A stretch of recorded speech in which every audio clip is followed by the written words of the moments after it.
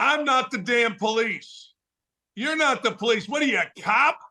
Stop it. No, I've never been, and I will never be, and I refuse to ever be the national anthem police. What am I talking about? I'm talking about Michael Strahan. Look, here's the deal. When I was a kid and I'd go to Calumet High School basketball games, some African Americans, some white dudes wouldn't stand. And I always thought it was weird. I asked my dad, who was the principal, I'm like, yo, why aren't people standing? He explained it to me. Some people protest, some people have feeling. Well, okay, fine, whatever. So I've always paid attention to that. I've always paid attention to what the hell is going on in the stands with standing. I have. I mean, I didn't get mad at anybody. You don't want to stand, you don't want to stand. Who the hell am I to tell you what you are supposed to do? But the facts of the matter are these. I ain't no cop. Michael Strahan on Veterans Day on the NFL show, pregame show, did not put his hand over his heart like his colleagues do. And apparently that's a big deal. I ain't no cop. You know, it went from you got to stand from the national anthem. Then you got to put your hand over your heart for the national anthem. Then you got to sing for the national anthem. What? When did all this start? I'm telling you, it's fairly recent. It is. People have lost their minds, and we're going to give you a screenshot right now of all the different reactions, and you can see them for yourself. Serious business. A coward? What are you talking about? Like, to call somebody else out is damn near a national pastime here in the United States. It is.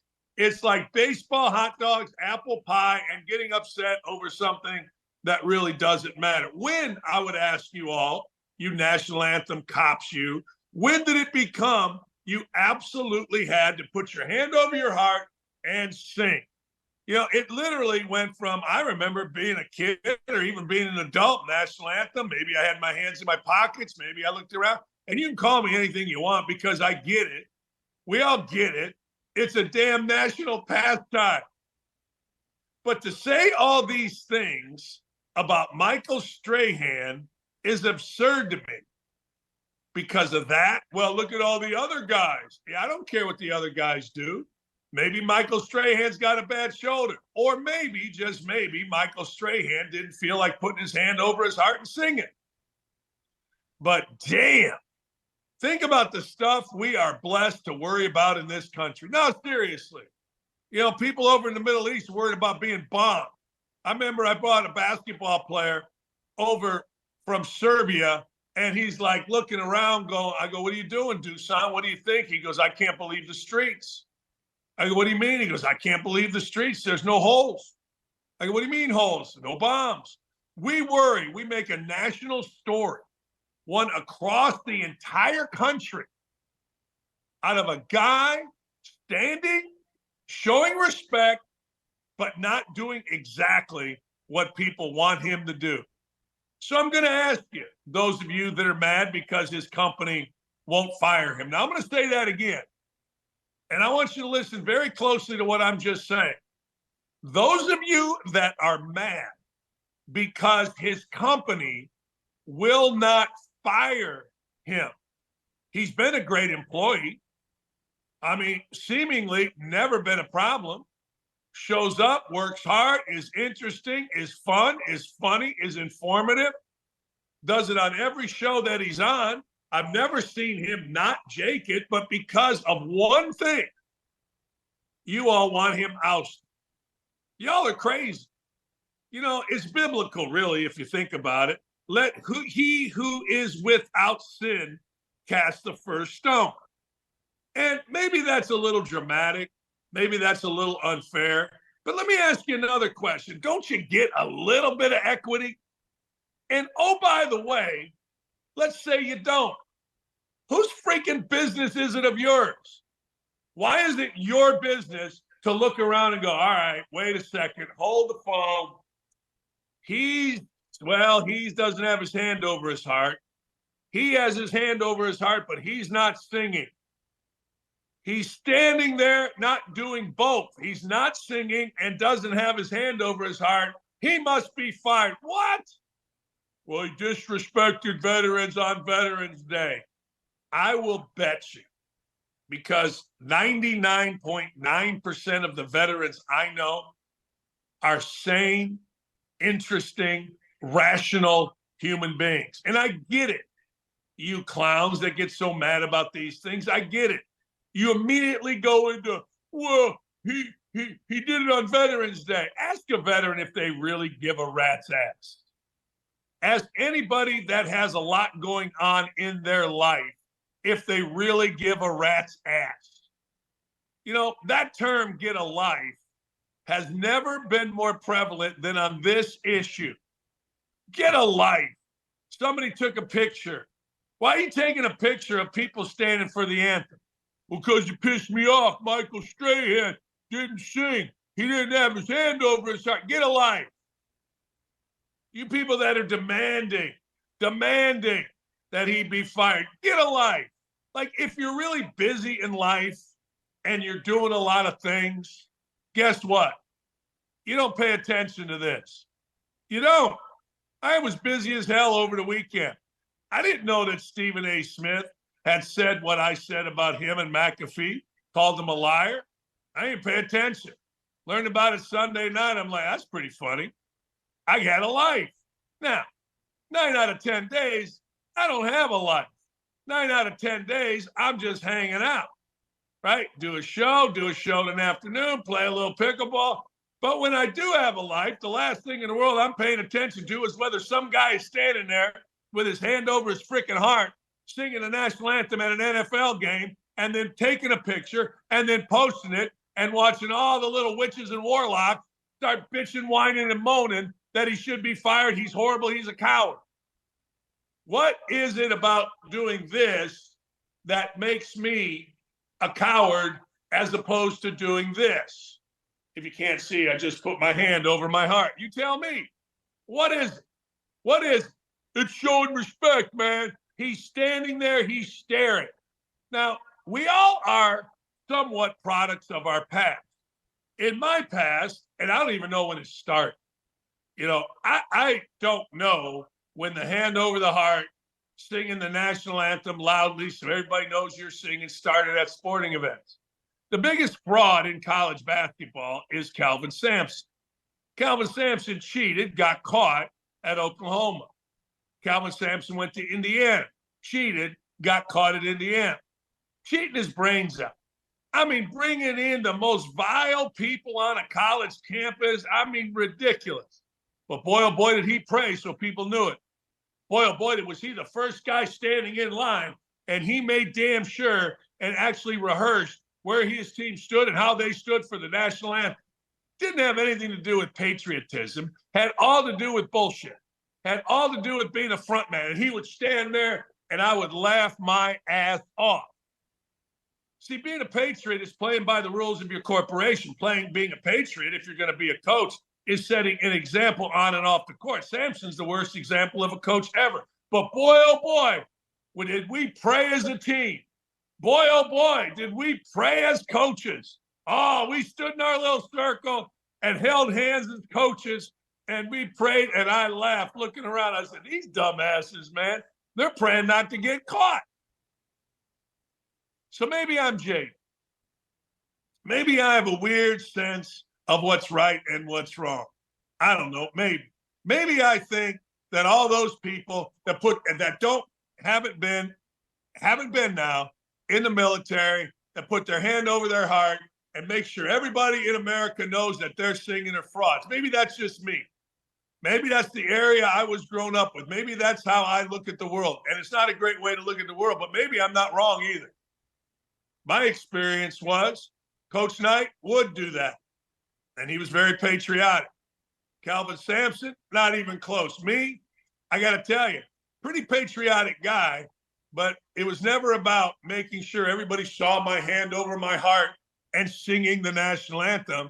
It was about in my actions, words, and deeds relative to others and relative to my country. So stick it, all you people that are angry at Michael Strahan. Stick it, whoever takes pictures of people and then wants to judge what did they do with the anthem. Were they right? Were they wrong? Did they do it the way I want to do it? If not, we must put this on social media. And we must get reaction and clicks and likes.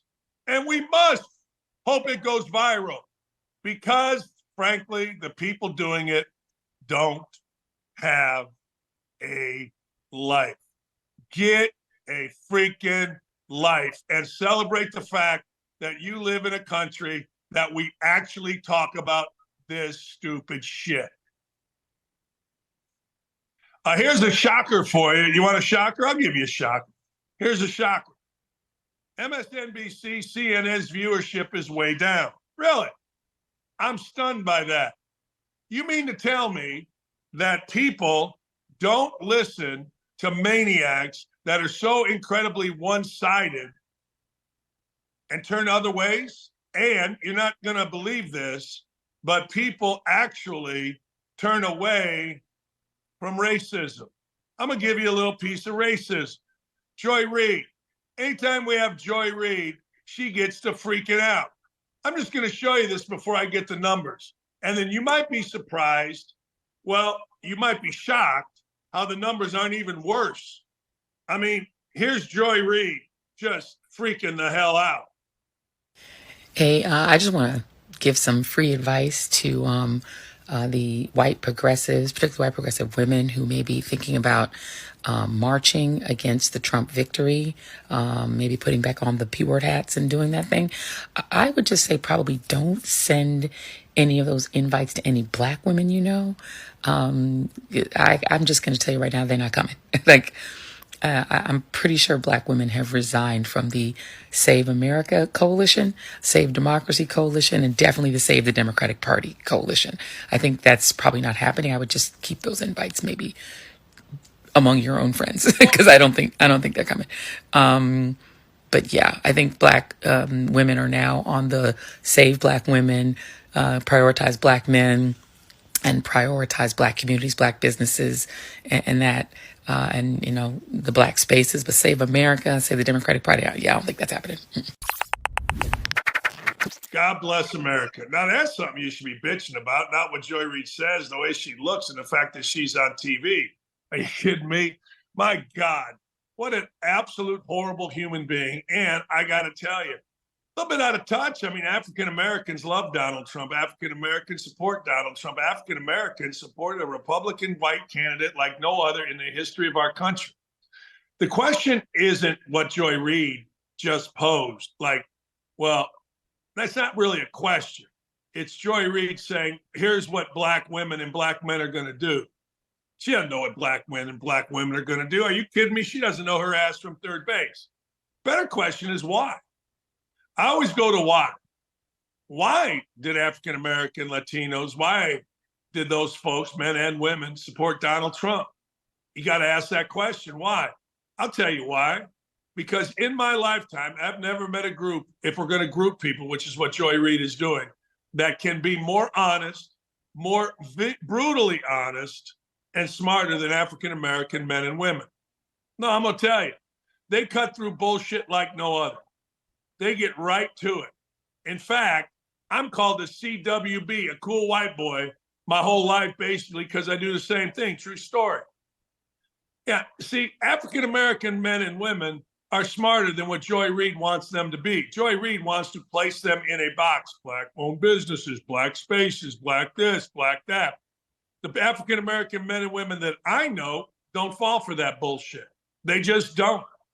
I mean, I get it. We all understand Joy Reid has to do that. Joy Reid has to put herself in that position, just like Ryan Clark has to put himself in that type position, the ESPN guy, or else who the hell's going to listen to him? But I'll tell you this, the why is the interesting.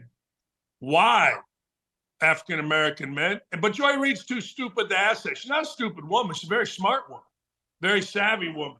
But that would hurt her feelings if she found out why African-American men and women turn away now from bullshit.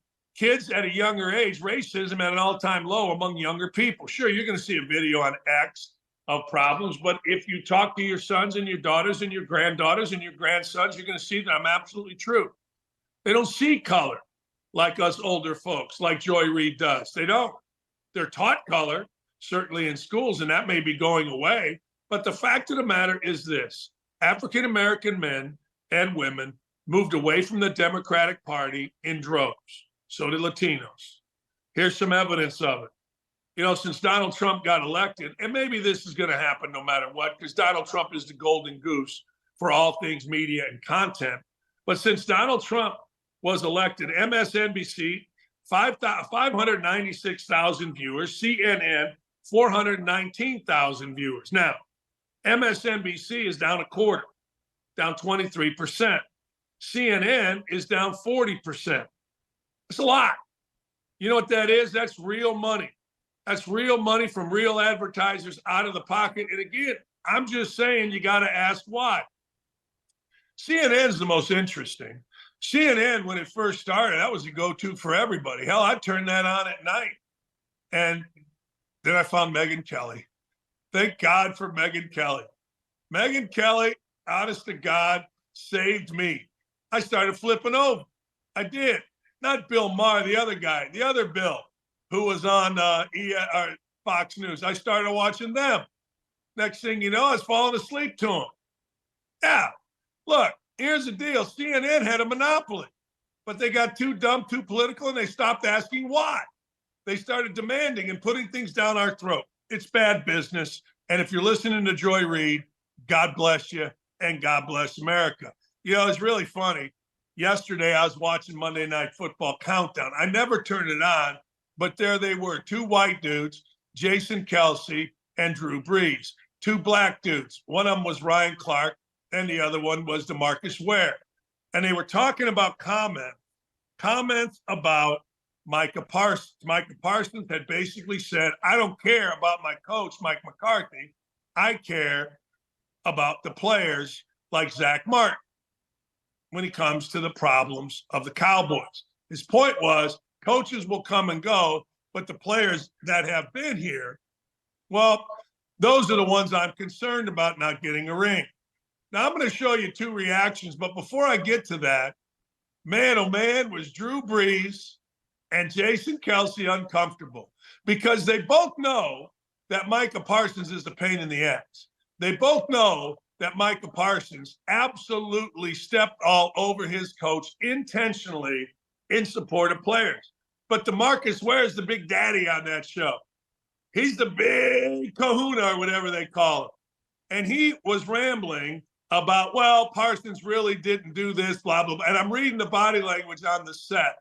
Now, Ryan Clark is racist as it gets, so he's going to follow suit with some stupid nonsense. But, man, were the white dudes on that set scared to death. They were scared to death because they knew if they said something in defense of Mike McCarthy, they were going to get called racist right there on the set because that's how ESPN works. I've been on those sets. I know exactly. I'm watching this big bad Jason Kelce, and he's literally about to take a dump in his pants. He is.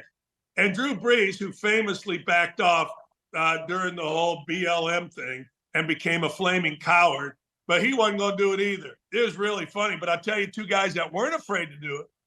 Damian Woody on Get Up. I think he was on Get Up. I think that's the show he was on. Damian Woody, former lineman with the Jets, man, he wasn't afraid to call out Micah Parsons. Pretty funny. Here's Damian Woody. Greeny, I've never heard anyone say anything remotely like that after a game. I really have. And, like, who the hell Michael Parsons think he is talking like that after a game? Bro, you've been missing all these games with the injury. And last time I checked, the head coach is a Super Bowl winning coach. And I know the season hasn't gone the way that everyone is expected to go and all that. But for you to sit there in the locker room right after your team gets pummeled and to just undress your head coach in that manner, see, that's what's going on with all these podcast boys out here in the locker room. Everybody wants to sit there and they want to, spout and say all this type of stuff. There used to be a time when there was a little bit of respect, a little decorum in the locker room, because at the end of the day, it was about we didn't do enough. All of y'all got your asses kicked. Okay, you're going to go out here and talk about your head coach, basically your head coach not working, not doing anything to try to prepare the team. I just think it's a bunch of BS, man. Yeah. I really do. We can say I like it. Ladies and gentlemen, Rex Ryan. That's total BS. You're exactly right. And look, coaches are there at some days 20 hours a day. Yeah. For 2 or 3 days at least during the week. The hours they put in it's unmatched. Mike McCarthy, he doesn't deserve this damn comment. He doesn't. No coach does. Look, there's some horrible coaches out there, but none of them deserve this. The kind of work that they put in as coaches, I'm just telling you, I don't know, most players know that these dudes, you can forget about it. You're giving up family time. You're giving up all kinds of stuff in your life, and you're going to get some ass sitting back. I don't care how talented he is. That is absolutely BS. And if you would work half as freaking hard as a damn coach does, maybe you'd be able to play every damn game. Maybe your team wouldn't just be a bunch of punks and lay it down every damn week like you're doing. How about being a damn football team? You're going to sell your damn coach out? It's a crock of you know what. Yes. Yeah. That's right. Breeze, you're a coward. Kelsey, you're a coward. Ware, you're a punk. You're a racist. Oh, Clark, we know what you are. Now, these guys, Ware and Clark, they didn't have the balls to do what Damian Woody did. They didn't. They were talking in circles. They were talking circles. They were saying things that, well, you know, what he was really saying, and blah, blah, blah. And man was Kelsey, and man were Breeze. Oh, they were scared to death. They were changing their tune. I could see their brains working. They were changing their tune last night. They were, because they knew if I go against this, I got two of the biggest race baiters in sports sitting right here. And they love to do it. They do. They love to get that sound bite. It was a punk show yesterday. It was. I'll never watch that show again. You can take Drew Brees back to wherever the hell Drew Brees is from. Seemingly nice guy, but damn. And Jason Kelsey, this noted tough guy, he literally shrank on the screen as he was talking. Like some people inflate because you respect them. He literally shrank last night on the screen. It was hilarious to watch. They were so damn scared of being called racist. They were so damn scared of going against the big stupid DeMarcus Ware or America's racist Ryan Clark. They were punks. That was funny. And good for Damian Woody and good for Rex Ryan. They said what needed to be said. I'll guarantee you. There's not one player ever that worked as hard as me as a coach. In fact, I had one player that wanted a coach. I said, come on, I'll get you a grad degree, but you got to be a coach. He said, great. He lasted 2 weeks. He's like, man, I cannot do this. I go, I know. Go make millions in business. And he did. So I get a kick out of the whole thing, man. Coaches work their ass off. And the family time thing is real. Holy cow, is that real? I mean, missed games, missed things, missed conference. We're on the road. I got to recruit, blah, blah, blah, blah, blah. Huh. Unbelievable. Hey, remember Jon Wertheim? We had Jon on. Jon's a friend. We had Jon on basically right after the 60-minute edit of Kamala Harris. And Jon did a good job of explaining from a journalist side. Jon is a journalist. He's on 60 Minutes, but more than that, he's a terrific writer, mostly Sports Illustrated about tennis. Well, he's on the Tennis Channel. And Jon Wertheim, our friend, got suspended because of this. That's it. Suspended indefinitely for a forehead joke. And everybody loses their mind. The little girl lost her mind. Tennis Channel had, you're out. Because it wasn't even on the air. It was off the mic. Or it was a hot mic. And they'll always used to tell me and Tarico, because we get cut up, hey, you're on the bird, which means it goes a lot of places that you don't want your conversation being heard. So the Tennis Channel in all its guts and all its glory suspended a guy for that right there. Really? All the horrors again. I go to this. What a great country we live in. What an absolute spectacular country. I mean, when you think about it, that's what we worry about. That's what we suspend guys for. Really? That? All right. I guess the little girl got all upset, which proves that she's a little girl, not a woman. I'm just saying, we're ridiculous. Jon Wertheim didn't do anything wrong there. He's talking off air. You think everybody walking around talks about everybody positively? Hey, how many times a day do I get something somewhere that says I look like a penis, a thumb? You bald-headed beep every day. I mean, what are you talking about?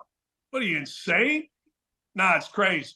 Anyway, long story short, good for the Tennis Network. You really showed them. Yeah, you did. You showed them, Tennis Network.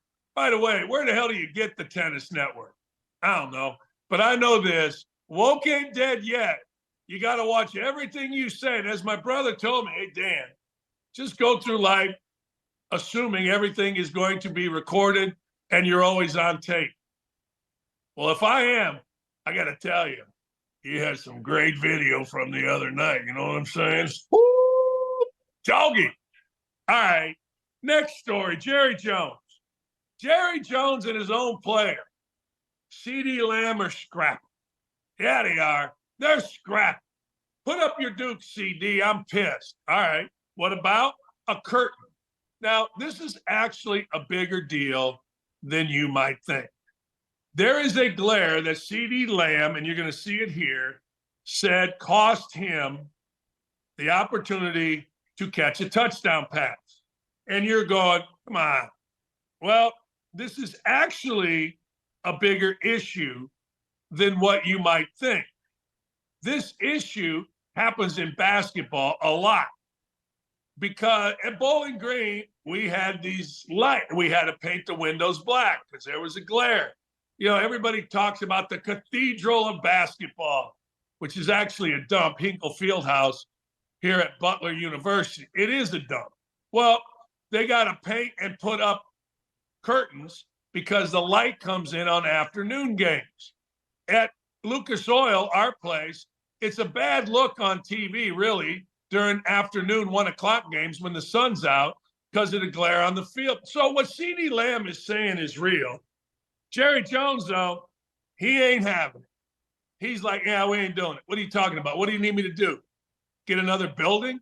What am I supposed to do? No, you're supposed to put up and figure out how not to have a glare that costs your team a touchdown. Now, if you want to make sure that the other team is going that way in the fourth quarter, which may cost them a game-winning touchdown, good luck with that, because the coin tip kind of determines that, coin flip. But the facts of the matter are these. This is not a weird thing. This is a common thing in basketball. No, it really is. Glare on the court has always been a thing. When you build a basketball arena, now I'm sure these new ones don't have those problems. But every old one did. Seriously, it did. So if there is a glare, and I think you saw the screenshot of the glare, fix it. Simple. Put a black paint on it. Whatever you got to do. But don't cost your team a touchdown. Speaking of Jerry Jones, Stephen A. Smith, and this might happen. Stephen A. Smith wants the Cowboys, which I guess is his team, to tank. Start tanking now to get Shedeur Sanders. Interesting strategy since they, well, I don't know, just gave Dak Prescott $1 zillion. But the fact of the matter is probably not a bad idea what he said second in this, which is hire Deion Sanders. Here's Stephen A. Smith. This team lost 6 straight last year, 7 of their last 8 games, finished the season 4-8, and were projected coming into this season to finish 11th in their conference, okay? To me, primetime Deion Sanders is the coach of the year. I'm thinking about Travis Hunter as a leading candidate for the Heisman. And I'm going to take it a step further. Are you ready for this, Paul? I'm going to make people very, very uncomfortable here. Primetime has shown we know the brother can recruit. We know what he is. You talk about the greatest cornerback in the history of the National Football League, okay? This brother, primetime Deion Sanders, and the job that he's doing. Are you ready for where I'm going? All right, let's go. Are you ready for where I'm going, Shannon? Ready for where I'm going, Paul?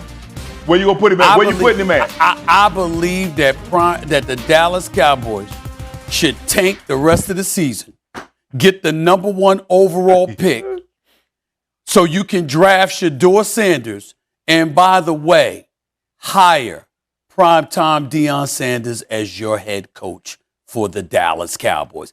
I think that should be Jerry Jones's master plan. That's right, I said it. Hire primetime Deion Sanders. You got to tank the season to make sure you can get his son as your quarterback, okay? And you move forward that way. That is what I believe the Dallas Cowboys should do, because as much as I appreciate the job and appreciate the University of Colorado and the citizens of Boulder, Colorado, giving primetime Deion Sanders this opportunity, the bottom line is when you think about primetime, we shouldn't be thinking about Boulder, Colorado. We should be thinking about someplace else. And I think Big D, Dallas. But then you're Okay, great. Much ado about nothing. It's the first time in forever I get really excited about college football this time of year because my Hoosiers are absolutely rolling. So I can't wait to talk to anybody that wants to talk Hoosier basketball or football. See, that's how I am. Charles Davis joins. You see him, you know him, you love him all over college football.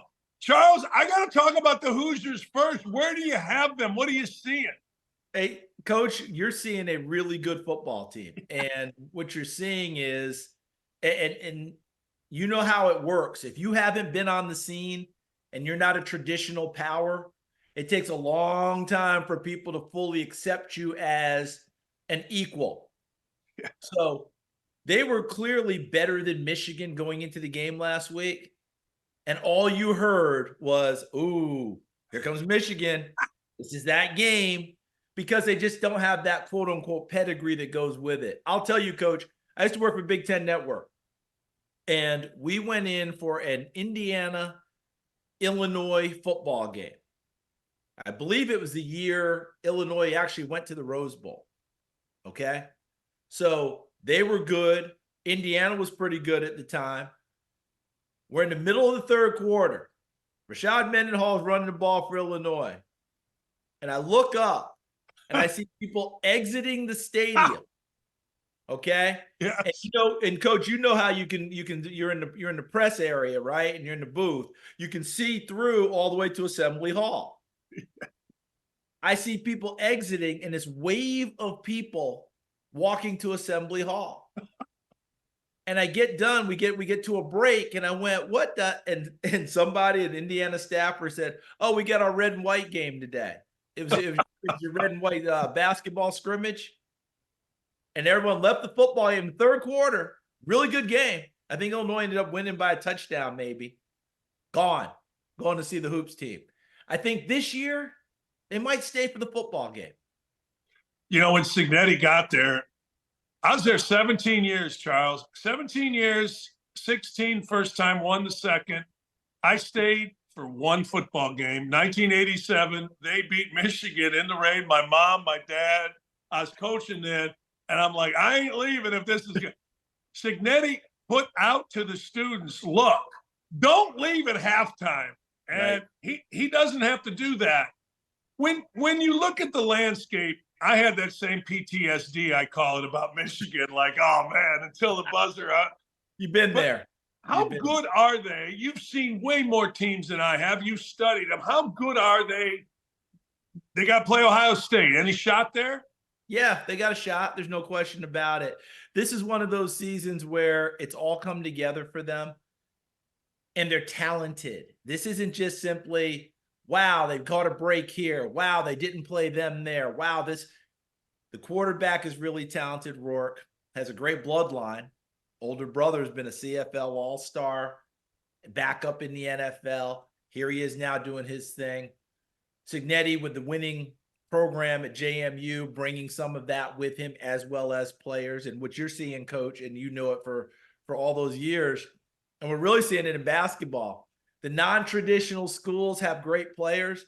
Those kids transfer to a traditional school, they're still great players.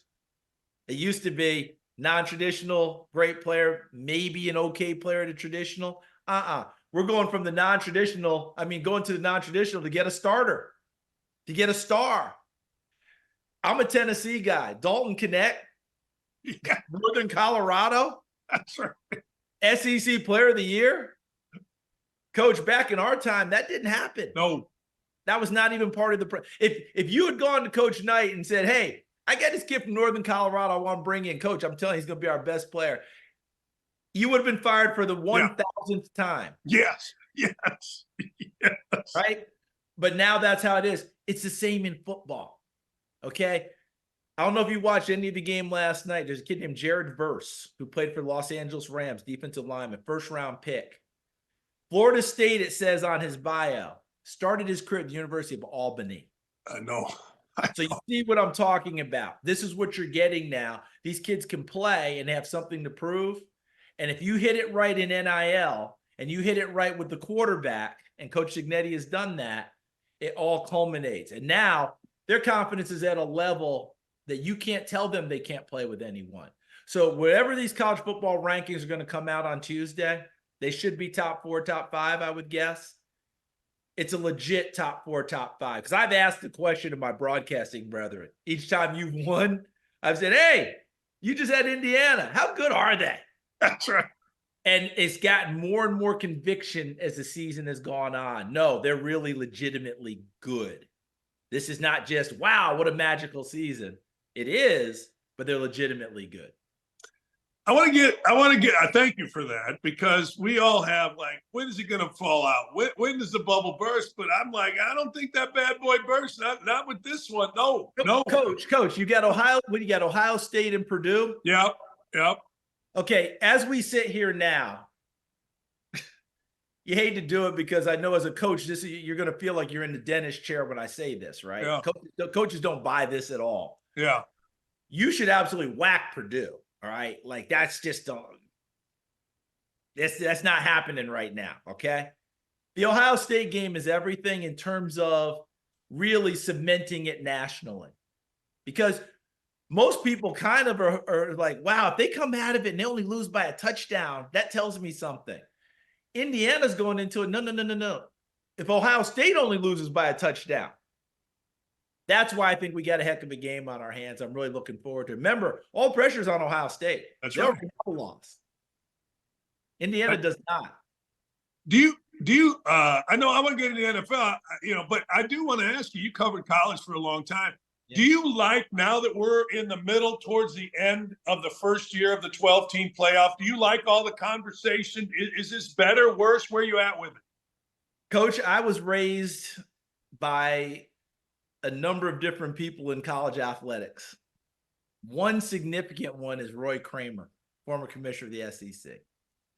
He's the godfather of where we are right now, because BCS, right, led the college football playoff. But before that, remember, Commissioner Kramer read the NCAA rule book and saw the two division loophole if you play to get a conference championship game.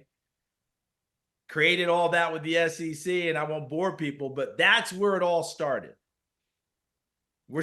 Coach Commissioner went to the College Football Hall of Fame last year, long overdue, the whole deal. He always said to me, Coach, Charlie, let it play out every year. Because you know how it is, Coach. When we had the poll system, when we had the BCS, when we had all these things, they always seemed like chaos. Always seemed to be too many teams for 2 slots with 4 weeks to go. And I'd call Commissioner. I said, Commissioner, looks like carnage again. Charlie, let it play out. Yeah. 9.9 times out of 10, he was right. It would play itself out. And wham, we got what we were supposed to get. The excitement level is so high right now because more teams are involved, which means you're not out of it as a student body. You're not out of it as an alum. You're not out of it as a conference. The idea that you could actually have a home game for a playoff is a big deal to people. Now, what's interesting to me is when these games are played, are the students still on campus or not? And will they come back? That'll be interesting. But bottom line is, I think the excitement level is there. The only concern I have, Coach, and we haven't gotten there yet, is because kids have gotten smarter about opting out, taking care of themselves for the pros, all those things.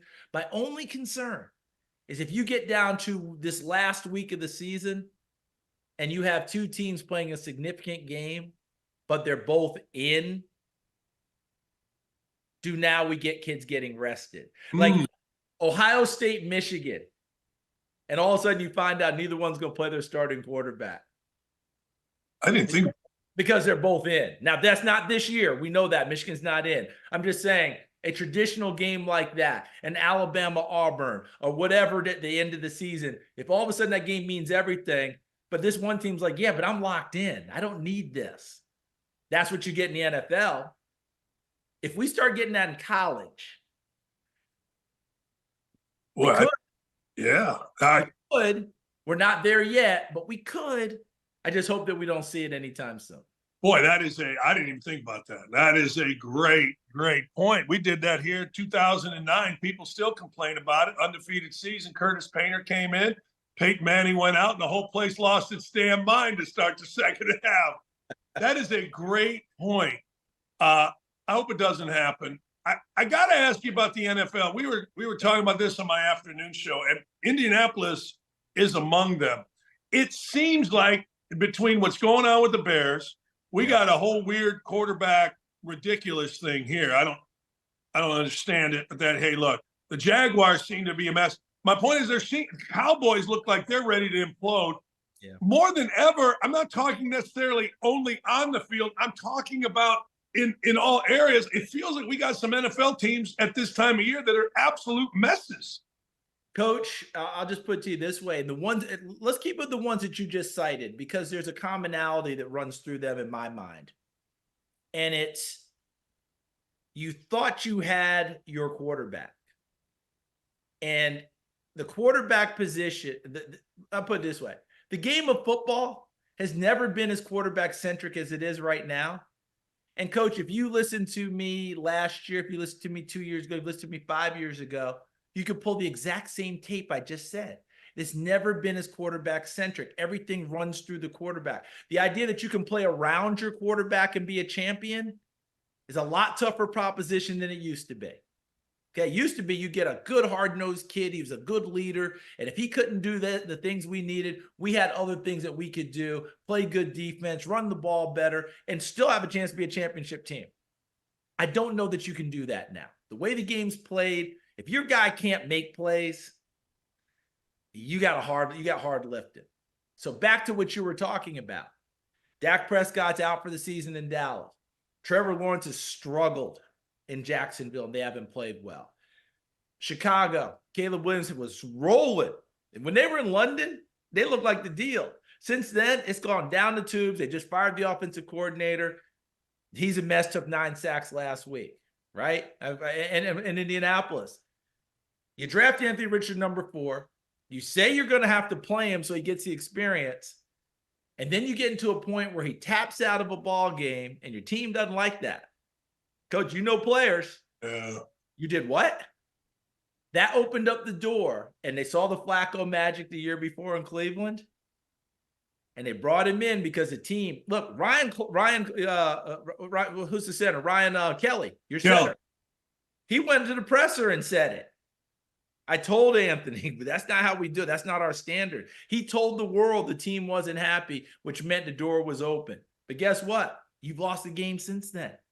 And that guy that you drafted number 4 isn't being developed.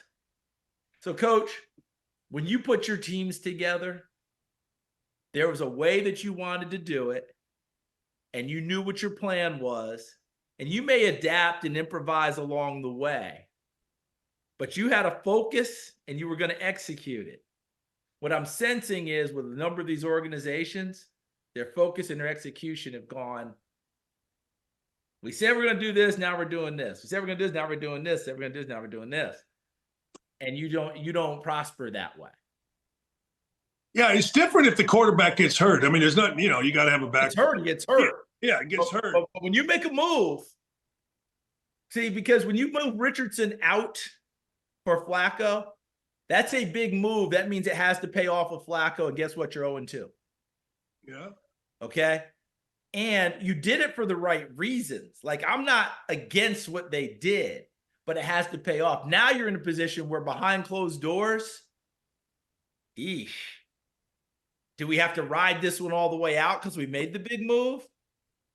Or do we pivot back to the kid because he's over there getting no experience? People have to keep remembering he had 13 starts in college.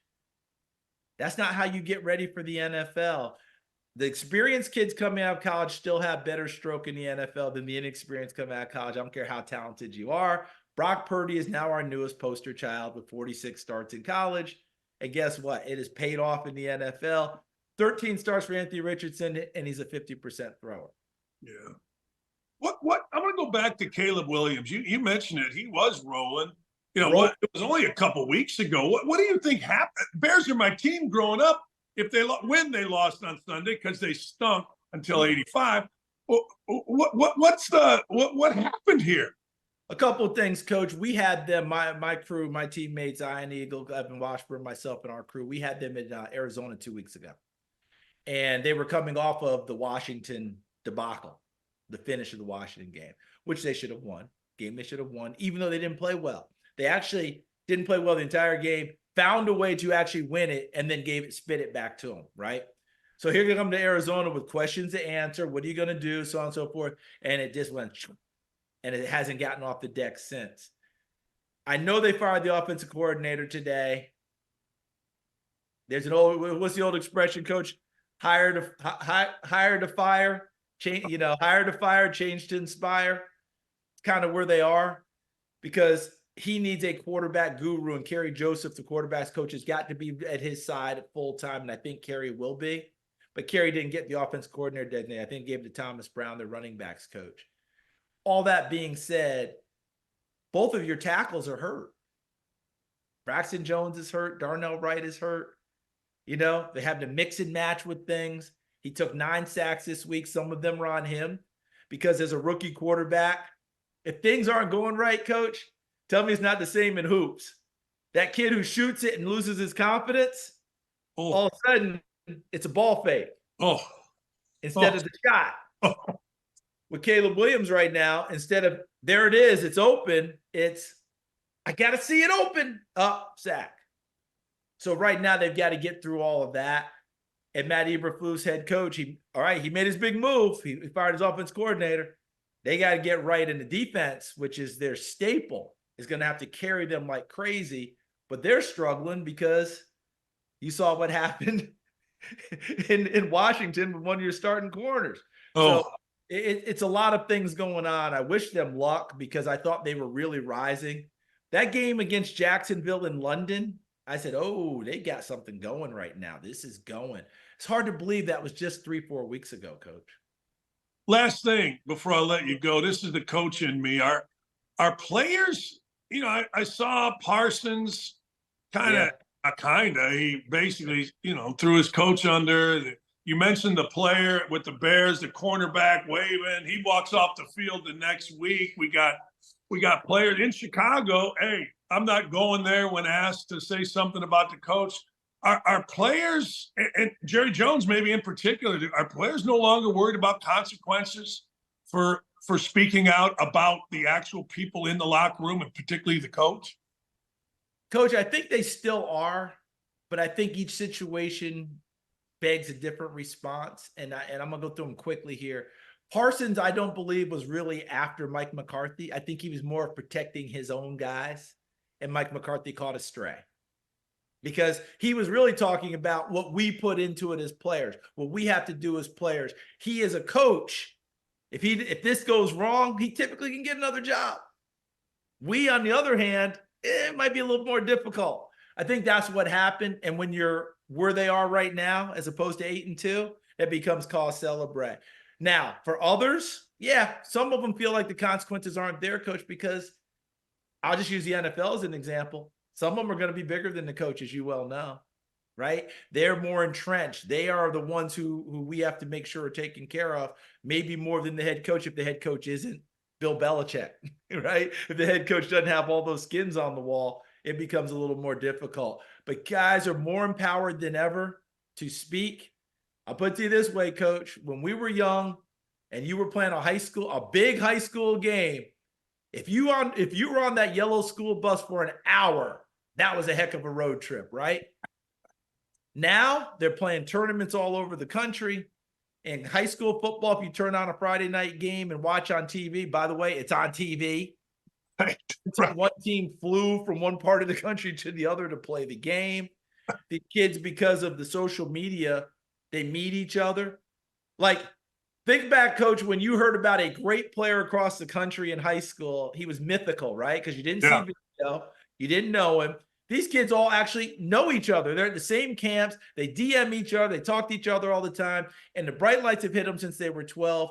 They are precocious beyond belief. Their voices are heard a lot earlier than they were with you and me. When you went to Indiana and reported your first day on campus in that locker room, you didn't say anything. Oh, I walked in that Tennessee locker room and I was like, can I be invisible right now? These kids walk into those locker rooms now, and I'm not saying it's bad because they're players. They walk in, they're like, okay, who's sitting down because I'm starting. right. It's just a different world. Right. No, you're right. You explained that absolutely perfectly. Is that a Yellowstone hat you got on? Yes, sir. Oh, what'd you think? What'd you think of Don't say anything. I haven't got it yet. Oh. I had to tape it because of my travels, okay? And I haven't gotten to it yet. I have to tell you, Coach, this last season, I have trepidation because I know we've lost John Dutton somehow, some way. He's not really in the last season. So I'm just hoping Rip and Beth carry me home, man, because I know Casey's going to be a big part of it and the whole deal. Coach, I live for this, all right? You know, every now and then I'm like, if I could just have a Rip in my life, please, can I just have a Rip? Oh, yeah. Rip, will you just go take care of this and it's done? Yeah. And when Rip's done with it, the family of the person that is gone doesn't even ask for them. Think about it, Coach. All those years, those people went to the train station. Yeah. We have not seen one episode where family members popped up at Dutton Ranch and even asked about their existence. I'm not saying a word. I'm not responding to anything. I'm just saying the season started. I watched it with my wife last night. I liked it. That's all I'm saying. I liked it. Okay, Coach, I'm just telling you, I'm watching tonight. And then I'm back in for the whole thing because I have to finish this one out. Yeah. But I have to tell you, I was really bummed out to hear we've lost most of Costner for the last bit of it because that's what brought me to it in the first place. But if Beth goes full Beth, I'm okay with that. I'm not saying. You haven't watched it. I'm not saying nothing. I'm not giving. My wife famously gave away that Vijay Singh won the Masters in like the early 2000s when I had taped it, and I had to go give a speech. I didn't listen to the radio. I wanted to sit on and just with a little innocuous comment, I'm like, well, you just told me who the hell won. Now we're done. I'm not saying nothing. You're the best, Coach. Hey, Coach, believe me, I appreciate that in a big way. Because right now in my mind, I'm still seeing last thing. Beth has never finished a meal at the family table. You've noticed, right, over the years, if she sits at the family table, the meal will not be finished. There will be something. Yeah. She's never once finished a meal, nor has anyone else. Yeah. If Beth is at the table, and all that keeps going through my mind was when Costner got the activist that became kind of his semi-girlfriend. Yeah. They went out in the front lawn and punched it out. Yeah. Not slap fight. No. It out. No.